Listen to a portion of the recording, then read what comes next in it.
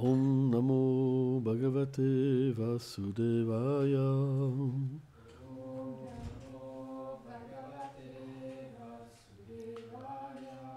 Om Namo Bhagavate Vasudevaya.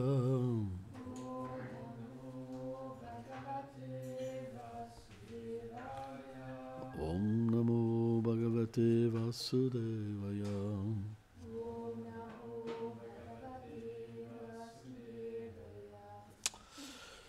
Deuxième chant, premier chapitre, verset 30. Dvaryum Akshinik Shakshum Adbhut Patanga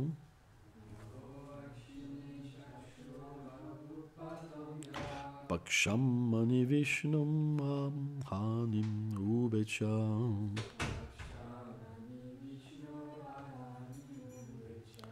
Tadbrum Vijimbam Parasmestim Disnyam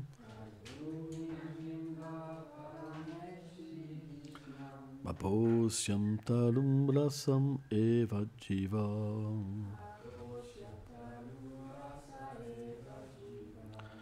Le ciel forme ses globes oculaires, le soleil son sens de la vue, ses paupières le jour et la nuit, la demeure de Brahma ses sourcils, Varuna représente son palais et le goût sa langue.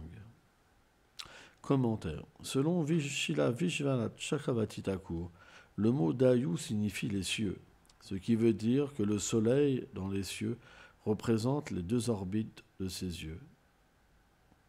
La forme, l'objet du sens, de la vue, et son organe de la vue. Le mot Patanka signifie la forme brillante, mais pas le soleil. Autrement, cela contredirait les déclarations suivantes dans le Srimad Bhagavatam. Rupanam tejasam shakshum divam sulasyam shakshini. Ses yeux sont associés aux formes brillantes et ses globes oculaires sont associés au soleil. Le mot Hani signifie le jour et la nuit. Parameshmeti, Disnyam, la demeure de Brahma, et Apa, Varuna. Le palais est le lieu où est expérimenté le goût et la langue et l'organe des sens pour le goût.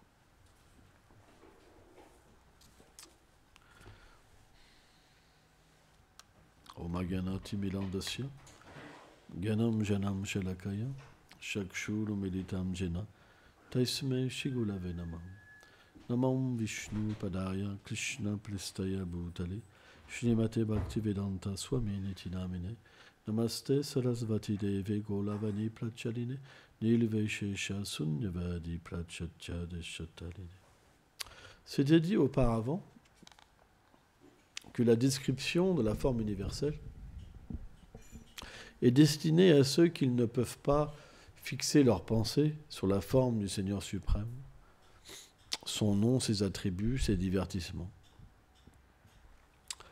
Et c'est tout à fait logique parce que la vie spirituelle, c'est un développement graduel de la conscience.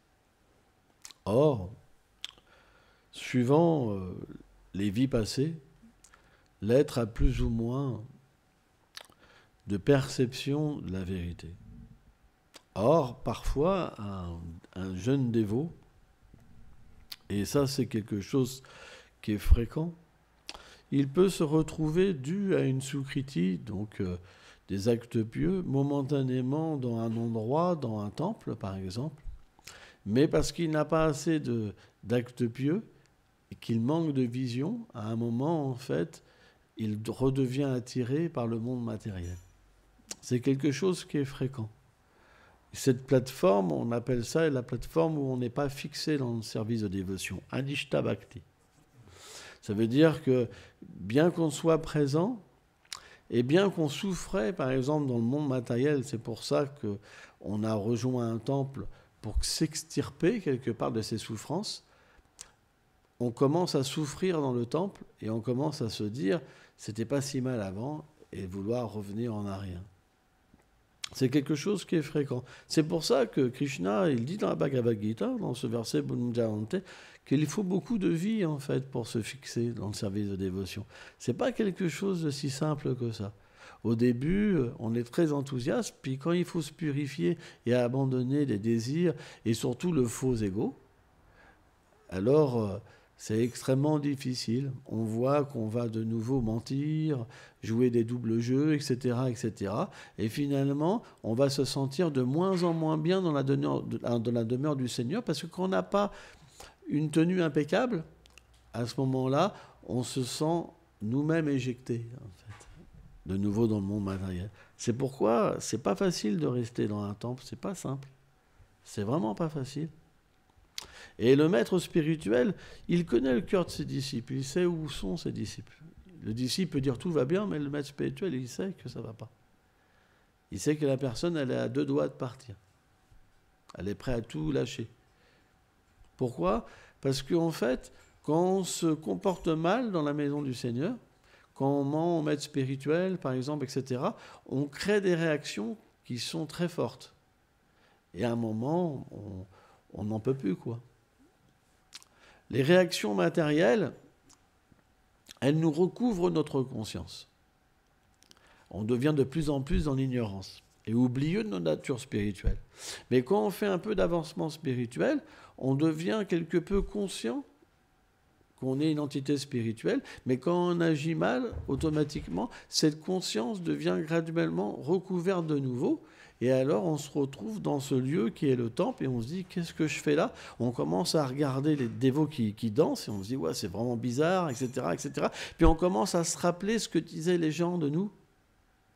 Et finalement, on se trouve complètement éjecté et à regarder, à se dire, mais qu'est-ce que je fais dans cet endroit ? Vous comprenez ? Tout en étant ici. Et puis ça peut durer quelque temps avant de partir. Mais à un moment, c'est trop fort et on s'en va. Donc, en fait, ce qu'on doit faire, c'est on doit ressentir les choses et accompagner quelqu'un. Lui dire, tu sais, t'es pas dans une secte, t'es pas dans une prison. Il faut que tu t'exprimes. Si t'es pas bien, tu peux revenir à ta vie. C'est pas un problème. On a passé un moment ensemble. Tu as fait un peu d'avancement spirituel. Dans ta vie prochaine, il te sera redonné. C'est très important. Parce que moi, j'ai vécu à un moment dans une autre institution où on voulait absolument garder les dévots. Vous comprenez ? Mais même contre leur gré. Donc ça devient comme du lavage de cerveau, quelque part. Ça veut dire que dès que quelqu'un doute, on se met sur lui, on lui dit, mais tu sais, le monde matériel, on lui parle mal du monde matériel, on lui parle mal de sa famille, de tout. Et finalement, la personne, elle reste, mais avec de la peur. Et qu'est-ce qui se passe ? Le jour où elle prend son courage à deux mains, s'en aller sans rien dire, même à laisser ses bagages dans le temple, eh ben, elle va après nous critiquer. Donc c'est pas ça le but. On ne peut pas forcer quelqu'un dans le service de dévotion. Ce n'est pas possible. On est dans le temple parce qu'on le désire, parce que ça vient d'une réalisation, d'un besoin. Et ça, c'est très important, parce que quand on se retrouve avec des gens qui n'ont pas envie d'être là, on se sent mal, nous aussi. On va commencer à perdre l'harmonie, la famille. C'est pour ça que moi, je me rappelle, un jour, il y avait un jeune avec nous, il s'appelait Franck. Et puis, je voyais que c'était bizarre, son comportement. Et un jour, je lui dis, mais est-ce que tu es sûr que tu es là par toi-même ? Et il a eu du mal à me répondre. En fait, il se mettait lui-même la pression pour pouvoir rester. Mais je lui dis, tu sais, tu es libre. Et il a appelé son père, on l'a jamais revu. Quoi, il m'a recontacté, mais maintenant, il est chrétien. Voilà, par exemple. Mais voilà, c'était important d'agir pour le libérer. Et ça, c'est quelque chose qui est important. Parce qu'on doit rester par nous-mêmes. Et nous-mêmes, ça veut dire la foi, envie de servir. Si on n'a plus envie de servir, il faut s'en aller. Go! La liberté, elle est donnée. On est là pour servir parce qu'on aime Krishna, on aime les Vaishnavas, on aime le processus de dévotion. Mais si on est là contre notre gré, qu'on fait un gros sourire, mais à l'intérieur que ça ne passe pas, à ce moment-là, il faut s'en aller. quitte à revenir après, c'est pas grave. Mais après, revenir, c'est pas si simple. C'est pas facile. L'énergie matérielle est très très puissante. On peut faire un tour pendant des années, des années, des années, des années. Tout ça pour en revenir à la conclusion qu'il n'y a pas de substance. Mais on a besoin d'une expérience. On refera la même chose, il n'y a pas plus. À chaque vie, c'est la même chose. Vie sexuelle, attachement, ceci, cela, les enfants, gagner de l'argent, travailler dur, etc., etc. Il n'y a pas autre chose dans mon matériel. Mais on pense que cette condition, qui est une condition d'esclavage, parce qu'on ne peut pas s'en libérer, c'est pour ça qu'on dit que c'est une condition d'esclavage. Parce que ça nous vient vie après vie. On ne peut pas s'en échapper, on fait la même chose. Naissance, maladie, vieillesse, mort, tous les problèmes, tous les cortèges matériels de problèmes. Mais parfois, on préfère ça que de s'abandonner. Pourquoi ? C'est de la folie. Parce que si on voit la vie dans un temple, on fait des austérités, d'accord. Mais si on se comporte bien, ça, on est après de plus en plus libéré. Et on le sent dans notre vie. La preuve, c'est que, par exemple, tu as des gens qui sont là, si tu leur donnes même tout l'or du monde, ou la position de Brahma, ou ce que vous voulez, ils n'accepteront pas. Parce que leur bonheur, il est de servir. Ils ont trouvé une profonde satisfaction à servir. C'est pourquoi ils sont là. Ils ne sont pas forcés. Donc, une famille Vaishnave, une vraie famille Vaishnave, c'est constituée de personnes qui sont là par eux-mêmes et pas par la pression des autres. Et ça, c'est quelque chose qui est très important. C'est ça qui délimite le côté sectaire. Quand quelqu'un n'est pas là par lui-même, à ce moment-là, ça veut dire qu'il est forcé. Il est forcé par la peur. Par exemple, moi, j'ai connu des religieux de tous bords qui se servaient de l'enfer. Tu vas aller en enfer, tu vas faire ceci, tu vas faire cela, pour que les gens restent droits. Et on voit, il y a des écritures religieuses, si tu ne fais pas ça, tu vas en enfer, si tu ne fais pas ça, tu vas en enfer. C'est presque 80% du bouquin. Pourquoi ? Parce que c'est par la peur qu'ils arrivent à rester, en fait. Non, mais c'est vrai, hein, c'est pas des blagues. Hein. C'est pas la peur qu'ils restent. Si tu enlèves la peur, ils font n'importe quoi. Donc sans le bâton, c'est pas possible qu'ils restent. Mais ça, c'est pour des voies vraiment où les gens n'ont pas la possibilité de se purifier. Lorsqu'il y a la possibilité d'avoir la dévotion spontanée, l'amour pour Krishna, à ce moment-là, on reste par nous-mêmes. Et c'est ça l'amour de Dieu.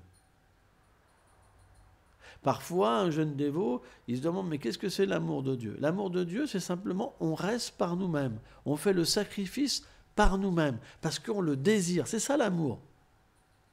Ça commence là, l'amour de Dieu. Quand il n'y a pas l'amour, on se dit qu'on pense qu'à nous. Oh, ça j'aime plus. Oh, ça, le lendemain, ça passe à autre chose. Dans la même journée, on passe dans un état, dans un autre état, dans un autre état. Je veux ci, je veux ça, j'en ai marre. Vous comprenez ? L'amour de Dieu, ça veut dire qu'il y a le sacrifice par nous-mêmes. Et c'est pour ça qu'on est là. Donc quand les gens vivent par ce sacrifice-là et par cet amour, alors l'harmonie naît dans une communauté. Sans ça, il y a une disharmonie. Ça veut dire qu'on passe notre temps à faire en sorte que les gens soient droits. Ben, on n'a pas que ça à faire, c'est fatigant. On leur dit, fais pas ça. 3 jours après, ils font ça. Fais ci, ils le font pas. Ils font ci, ils font ça. À un moment, c'est fatigant. On sait plus. On n'a pas l'habitude de vivre comme ça. On a l'habitude de vivre dans une famille avec des gens qui sont droits. Et d'un seul coup, tu vas avoir des gens qui viennent et qui ne sont pas droits. On souffre tous dans ces conditions-là. Il y a une désharmonie. On se dit, mais qu'est-ce qui se passe ? Depuis qu'ils sont là, on souffre.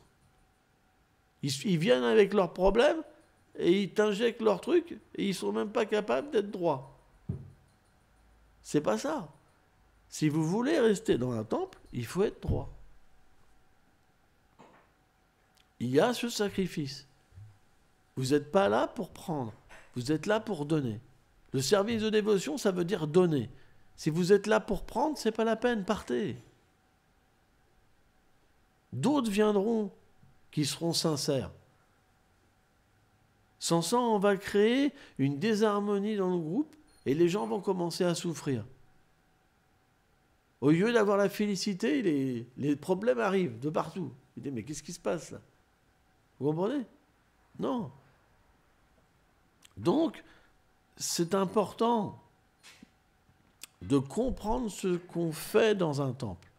Dans un temple, on fait un sacrifice. On se sacrifie parce que c'est l'amour. Et ça, c'est par nous-mêmes. C'est très important. Et ça ne concerne pas les autres. C'est vous qui faites le sacrifice. Après, les autres, chacun fait ce qu'il peut. Vous comprenez?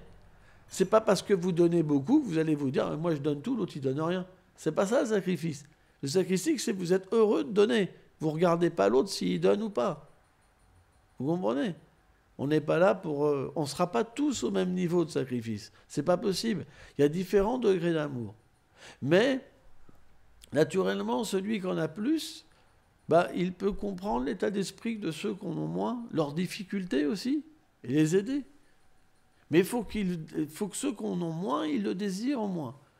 On n'est pas là pour forcer les gens. Et ça, c'est pas bon. Et ça, c'est très important. Parce que moi, j'ai vécu dans des groupes où on forçait les gens. Et je peux vous dire que c'est vraiment bizarre comme ambiance, quoi. C'est vraiment bizarre, quoi. Moi, je me rappelle d'avoir vu des gens dans un temple partir la nuit comme ça avec leurs affaires et escalader la barrière et tout ça. Hein. D'avoir peur ou partir en disant bon, je vais faire un tour, tu les revois jamais. Donc vous vous rendez compte la pression psychologique qu'il faut avoir. Non, on ne peut pas faire ça. On ne peut pas faire ça. Il faut que quelqu'un y comprenne qu'il y a la liberté, quoi. Tu as le droit d'ouvrir ta bouche et de dire que ça ne te plaît pas parce que c'est ton droit. On ne te jugera pas.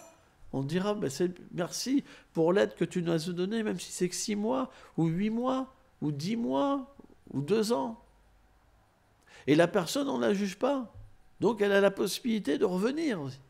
Vous comprenez? Parce qu'on a compris, on l'a accompagné. On n'est pas des fanatiques. Un fanatique, c'est quoi? Parce qu'on a un manque de foi et qu'on n'est pas sûr de ce qu'on fait, alors on va naturellement avoir de la haine envers ceux qui rejettent le processus qu'on a accepté. Ça, c'est ce qu'on appelle la petite foi. Ça veut dire qu'on n'a pas l'expérience de ce qu'on fait. Et ça, c'est pas bon. On doit absolument comprendre que chacun peut faire ses choix. Et c'est ça qui est important. Si on veut faire évoluer le mouvement de Sankirtan, on doit absolument avoir cette liberté, donner cette liberté, l'avoir soi-même. Si on l'a soi-même, on peut la donner. Si on ne l'a pas soi-même, on ne la donnera pas aux autres. Par exemple, il y a ce fameux dicton à l'armée, on m'en a fait baver, je vais t'en faire baver. Mais ce n'est pas comme ça. Ce n'est pas parce qu'on a une difficulté et qu'on manque de liberté qu'on enlève la liberté aux autres. Vous comprenez? Cette liberté, elle doit venir en nous. On doit se sentir heureux, satisfait. Même si c'est dur, c'est pas grave. Mais on doit comprendre ce qu'on fait. On doit avoir notre propre choix et pas le regard de l'autorité. Le regard des autres. Ça doit venir par nous-mêmes. Et cette liberté-là, naturellement, dès qu'on l'a, on l'offrira à tout le monde. Et quand on offre la liberté, c'est plus facile pour quelqu'un de rester. Parce que s'il a la liberté de pouvoir s'en aller, il reste par lui-même. Ça commence là. Mais dès que quelqu'un, vous allez sentir que la personne elle va rencontrer un problème, vous allez lui tomber dessus, alors ça ne va pas. C'est pour ça que quand quelqu'un a un problème, on devrait lui dire, t'es sûr que tu veux rester? Est-ce que tu es sûr? Est-ce que tu as fait le choix par toi-même? C'est très intéressant. Parce que naturellement, dans tous les groupes, il y a ce système, même les groupes politiques. Par exemple, quand vous pensez d'une certaine manière, vous êtes qu'avec des gens qui pensent de la même manière. Vous n'avez pas le droit de penser autrement. Même dans un groupe politique.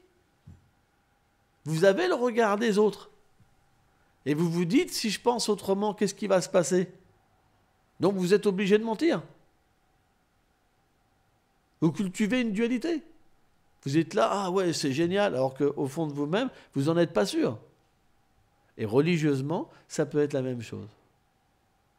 Donc comment on peut être en harmonie et s'aimer si on ne pense pas la même chose? Vous comprenez? Si on n'est pas convaincu. On ne peut pas vivre ensemble.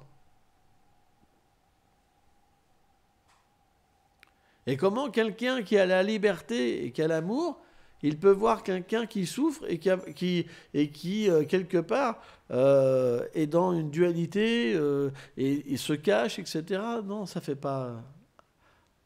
On n'a pas envie de ça. Vous comprenez? C'est pourquoi on doit être observateur et donner cette liberté. Tu es libre. Tu n'es pas dans un processus où on t'enferme. On est dans un processus, le Vaishnavi, ça devrait être un processus de libération.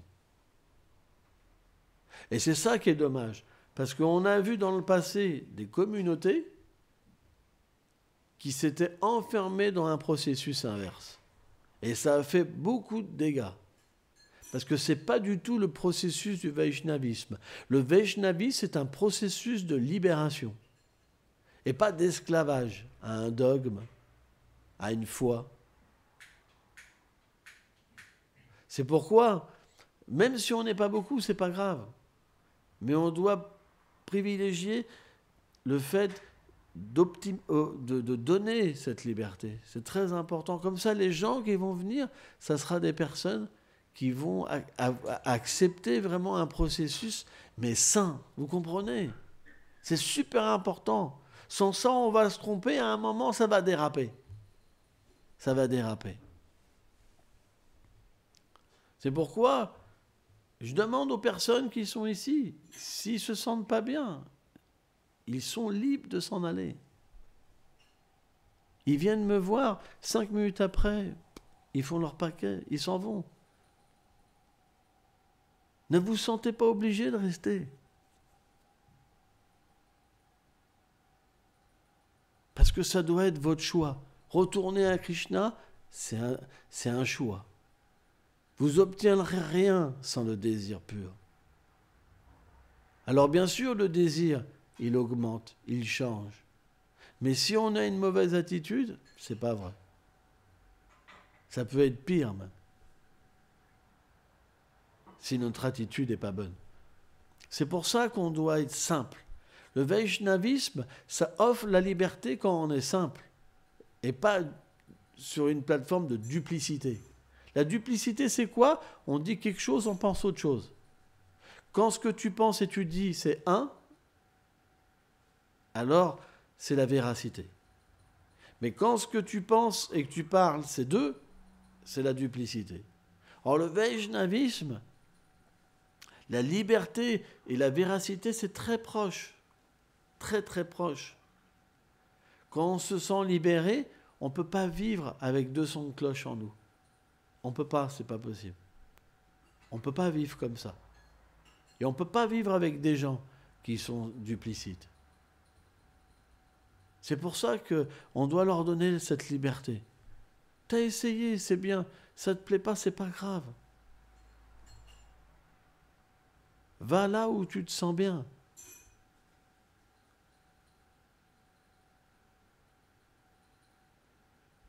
Et parfois, quelqu'un, il s'en va et il revient. Parce qu'il réalise que finalement, il avait fait le bon choix. C'est pourquoi c'est très rare quelqu'un qui, en une fois, il abandonne tout. C'est rare. Ça, c'est des âmes libérées des vies passées. Un nouveau dévot, il a beau venir et tout abandonner, à un moment, il a envie de repartir un petit peu, c'est normal. On part, on revient, on repart, on revient, on repart, puis un jour, on devient fixé. Ça ne peut pas être autrement. Regardez le monde matériel, tout est à contre-courant. Dès que vous acceptez le service de dévotion dans votre vie, tout le monde vous rejette. Plus personne vous aime, tout le monde vous critique. On n'y est pour rien. Les gens, ils ne nous comprennent pas. Mais pourquoi tu ne gratifies pas l'essence? C'est le but de la vie. Fais du sexe. Mange de la viande. Mais tape-le, ce gars-là. Tu vois pas qui... Tu comprends? Regarde les sales machins, les sales trucs. C'est ça le but. Il faut venger la France. Il y a plein de façons de voir les choses. Mais on ne t'entendra pas purifie-toi, repens-toi, pardonne, l'humilité, etc. C'est des façons de voir les choses différemment. Donc automatiquement, même si c'est difficile, quand on revient dans ces situations-là, au bout de 3-4 jours, on a vite fait le tour. Et si on a un peu de sucritie, on ne pourra pas faire autrement que revenir. Et là, quand on revient, ces gens-là, ils ont vraiment la colère. Quoi? T'y retournes? On t'a sauvé et t'y retournes? C'est vraiment... Et là, on se dit, voilà. Et là, ça fait un écart, vraiment. Parce qu'on va se dire, ces personnes-là, finalement, ils n'ont pas d'amour pour ma vérité. Et là, on va commencer à comprendre la nature du monde matériel. Et malheureusement, c'est là que la famille va commencer à plus nous aimer, etc. C'est pas évident. Ça veut dire que dans notre faiblesse, on crée un malaise avec les autres aussi. Parce que quand on n'est pas heureux, ils nous voient. Ils disent, mais non, t'as pas l'air bien. Hein, ça se passe pas bien dans ton monachtak là. Hein, je vois ça. Hein, on t'avait promis ça, mais c'est pas ça. Hein. Ils vont te tomber dessus, mais d'une manière grave. Ils vont pas te lâcher jusqu'à ce que tu baisses la tête et que tu commences à raconter des choses, etc., qui sont simplement dues à une mauvaise attitude, finalement. Ça veut dire que tous tes problèmes que tu as, c'est dû à une mauvaise attitude. Tu aurais une bonne attitude, ça serait que du bliss. Mais comme tu n'as pas une bonne attitude, cette mauvaise attitude, elle t'empêche de voir ta faute, ta propre faute. Et tu la rejettes sur les autres. C'est comme du racisme, c'est la même chose. En fait, si tu enlèves les gens d'un pays, il y aura toujours des problèmes. Mais parce que certains sont là, tu leur mets tout dessus. Mais tu les enlèves. Quand il n'y avait que des blancs, par exemple, en France, il y avait toujours autant de problèmes. C'est parce que l'histoire, elle change et elle nous fait croire tellement de choses. Mais si tu reviens dans les années 40, par exemple, si je pose des questions à ma mère, à mon père, c'était la même galère. Mais simplement, c'était la faute des communistes, ou des ceci, ou des cela. Tout le monde s'est toujours battu. Regardez, par exemple, le royaume de Dieu. Il y a des religions qui exterminaient tout le monde qui pensait différemment. Le royaume de Dieu, il n'est pas venu pour autant. Les problèmes ne sont pas partis. Vous comprenez? Et bien, de la même manière, quand les doutes viennent nous prendre, et qu'on commence à en parler à des matérialistes, alors c'est comme les serpents. Et là, on se dit, wow, moi, ça m'est arrivé, je sais. Moi, j'étais jeune, comme ça. Une fois, disons que c'était pas facile. Il y avait eu un putsch dans cette communauté et les dévots, ils se battaient entre eux, toi. Donc, j'étais parti, j'étais saoulé. Moi, j'étais parti, je vivais dans la rue, je me battais avec tout le monde. Et là, j'arrive, tout le monde se bat. Ça m'a saoulé. Ça m'a saoulé et j'étais pas bien. Et tout de suite, qu'est-ce que mes parents ont fait? C'est qu'ils ont senti que j'étais pas bien. Et là, je me suis dit, ouh, c'est fort quand même. La moindre truc, pouf. Mais j'étais tellement attaché à Krishna que c'était pas possible. Parce que Krishna avait pris mon cœur. Et tout ça, ça m'a fait réaliser que même si l'environnement qu'on a, il n'est pas parfait, on est mieux à vivre avec des gens qui sont des spiritualistes, Vaishnava, que des matérialistes finalement. Parce que les matérialistes, la seule chose qu'ils veulent, c'est que vous soyez un objet de plaisir pour eux. Dès que vous devenez un objet de plaisir pour le Seigneur Krishna, alors ils ne sont pas satisfaits. Et c'est vrai. Donc c'est pas évident.